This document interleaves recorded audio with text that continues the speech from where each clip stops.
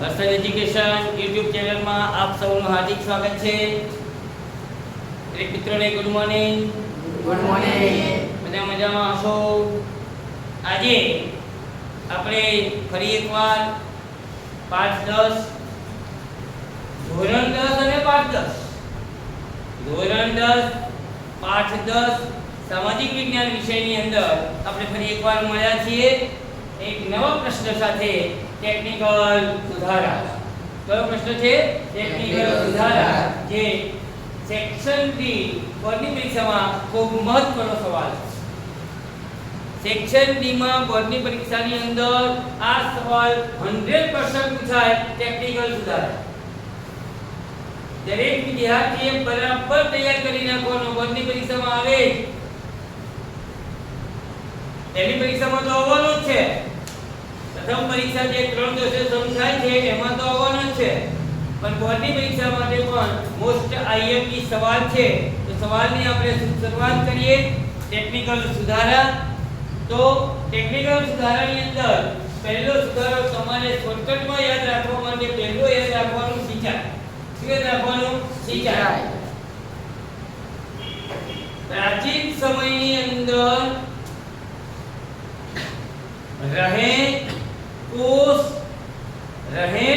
કોષ વગેરે દ્વારા સિંચાઈ કરવામાં આવતી હતી, એની જગ્યાએ આજે ટપક અને ફુવારા સિંચાઈ પદ્ધતિ દ્વારા સિંચાઈ કરવામાં આવે છે। પ્રાચીન સમયમાં રહેણ અને કોષ દ્વારા સિંચાઈ કરવામાં આવતી હતી, એની જગ્યાએ આજે ફુવારા પદ્ધતિ અને ટપક સિંચાઈ પદ્ધતિ દ્વારા સિંચાઈ કરવામાં આવે છે। બીજું, રાસાયણિક ખાતરો DAP, NPK, DAP, NPK એટલે કે નાઇટ્રોજન, ફોસ્ફરસ, પોટાશ, યુરિયા જેવા રાસાયણિક ખાતરોનો ઉપયોગ કરવામાં આવે છે। NPK, યુરિયા અને DAP જેવા રાસાયણિક ખાતરનો ઉપયોગ કરવામાં આવે છે। ત્રીજો મુદ્દો, જંતુનાશક દવા। પાકના સંરક્ષણ માટે જંતુનાશક દવાનો પણ ઉપયોગ કરવામાં આવે છે। કેટલા મુદ્દા થયા ટેકનિકલ સુધારા? 3। પહેલો બોલો સિંચાઈ, બીજું રાસાયણિક ખાતર, ત્રીજું જંતુનાશક દવા। સિંચાઈ એટલે પહેલા રેડ અને કુવા દ્વારા સિંચાઈ થતી હતી, એની જગ્યાએ ટપક પદ્ધતિની ફુવારા પદ્ધતિની સિંચાઈ થઈ। યુરિયા, NPK, DAP જેવા રાસાયણિક ખાતરનો ઉપયોગ કરવામાં આવે। પાકના રક્ષણ માટે જંતુનાશક દવાનો ઉપયોગ કરવામાં આવે છે। એ પછી આપણે વાત કરીએ કે ખેડૂતોને માર્ગદર્શન આપવા માટે ટીવી, મોબાઈલ એપ, રેડિયો, વર્તમાનપત્રો અને સાથે સાથે ટોલ ફ્રી નંબર દ્વારા ખેડૂતોને કૃષિ વિષયક માર્ગદર્શન આપવામાં આવે છે। ટોલ ફ્રી નંબર છે 1800 180 1551। Toll free number 1800 180 1551 toll free number છે। ટૂંકમાં ટોલ ફ્રી નંબર એવું યાદ રાખીએ કે ખેડૂતોને કૃષિ વિષયક માર્ગદર્શન રેડિયો દ્વારા, મોબાઈલ એપ દ્વારા, ટીવી દ્વારા, બરાબર, વર્તમાનપત્રો દ્વારા અને ટોલ ફ્રી નંબર બરાબર 1800 180 1551 એના દ્વારા ખેડૂતોને કૃષિ વિષયક માર્ગદર્શન આપવામાં આવે છે। તમે કદાચ દૂરદર્શન ડીડી કિનાર ટીવી ચેનલ જોતા હોય તો એમાં હેલો ગ્રામીણ ભારત, ગ્રામ જગત, પછી કૃષિ દર્શન આવા 3 કાર્યક્રમ આવે છે ડીડી ગિરનાર ઉપર। ગ્રામ જગત, કૃષિ દર્શન, હેલો ગ્રામીણ ભારત આવા 3 પ્રોગ્રામનું કામ શું? ટીવીમાં એ 3 પ્રોગ્રામ શા માટે આપવામાં આવે?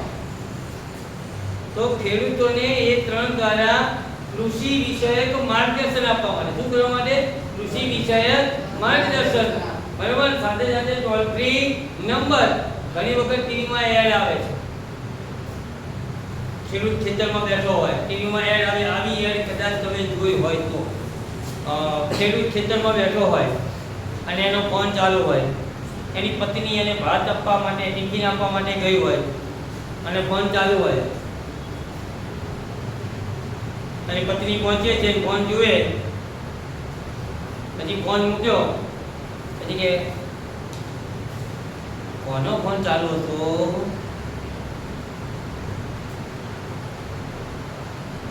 તો ખેડૂત ટોલ ફ્રી નંબર પર તો માર્ગદર્શન લીધો હતો એમ.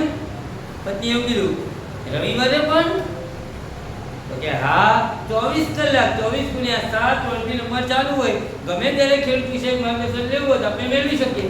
તો પત્ની કે હા એવું છે, મને તો એવું હતું કે તમે કોઈ બીજા જોડે વાતો કરતા. હવે એક યાદ આવે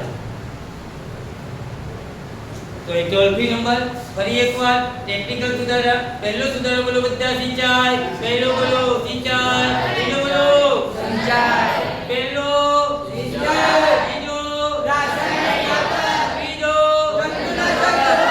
ચોથો ટોલ ફ્રી નંબર. ચોથો ગ્રામ સેવક.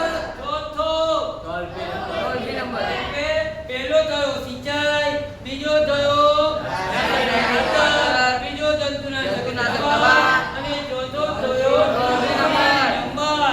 અને હવે આપણે પહોંચ્યા ગ્રામ સેવક, એટલે કે ગામડામાં ખેડૂતોને કૃષિ વિષયક તકનીકી અને માહિતી આપવા માટે ગ્રામ સેવકની નિમણૂક કરવામાં આવી. ગામડામાં ખેડૂતોને કૃષિ વિષયક માર્ગદર્શન આપવા માટે દરેક ગામમાં ગ્રામ સેવકની નિમણૂક કરવામાં આવી. પહેલો સિંચાઈ, બીજો રાસાયણિક ખાતર, ત્રીજું જંતુનાશક દવા, ચોથું ટોલ ફ્રી નંબર અને પાંચમું ગ્રામ સેવક. છઠ્ઠું, દરેક જિલ્લામાં ખેડૂતોને કૃષિ વિષયક તાલીમ આપવા માટે ખેડૂત તાલીમ કેન્દ્રો બનાવવામાં આવે. દરેક જિલ્લામાં એક ખેડૂત તાલીમ કેન્દ્ર બનાવવું, ખેડૂતોને કૃષિ વિષયક માર્ગદર્શન આપવા માટે. કૃષિ વિષયક માર્ગદર્શન, ખેતી કેવી રીતે કરવી, ક્યારે રણની કરવી, કયું ખાતર નાખવું, કઈ જંતુનાશક દવાનો ઉપયોગ કરવો, કયું બિયારણ વાપરવું, બરાબર, એ તમામ વિષયક માહિતી આપવા માટે ખેડૂત તાલીમ કેન્દ્રની શરૂઆત કરી.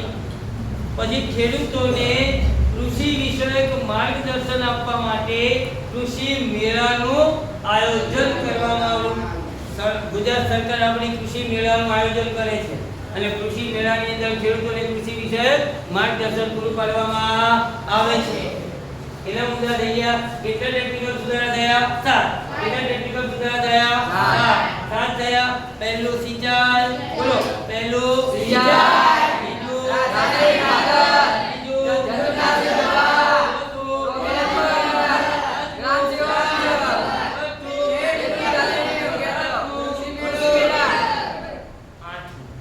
કૃષિ યુનિવર્સિટીઓ. કૃષિ વૈજ્ઞાનિકો તૈયાર કરવા માટે કૃષિ વૈજ્ઞાનિકો તૈયાર કરવા માટે કૃષિ વૈજ્ઞાનિકો તૈયાર કરવા માટે કૃષિ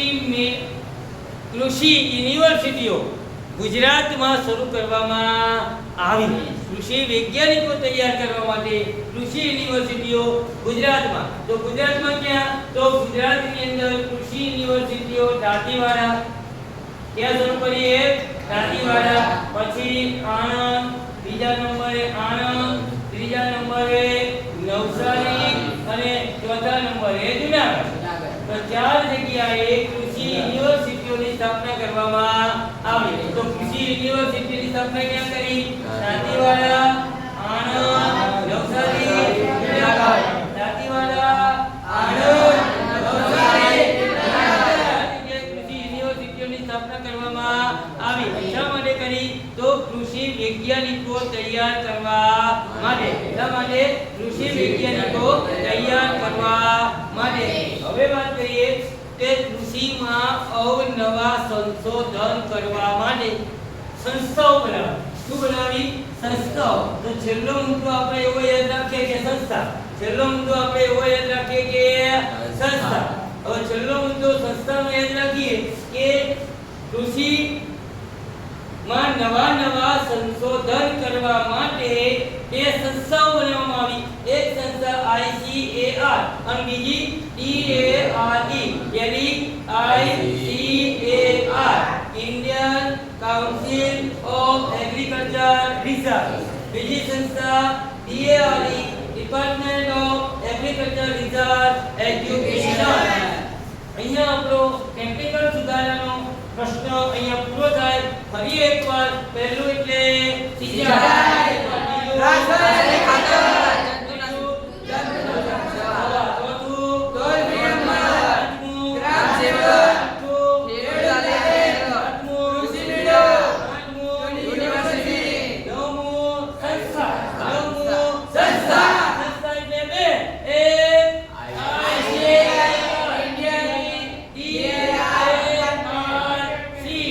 આ ટેકનિકલ સુધારા મોસ્ટ IMP પ્રશ્ન. મોસ્ટ IMP પ્રશ્ન.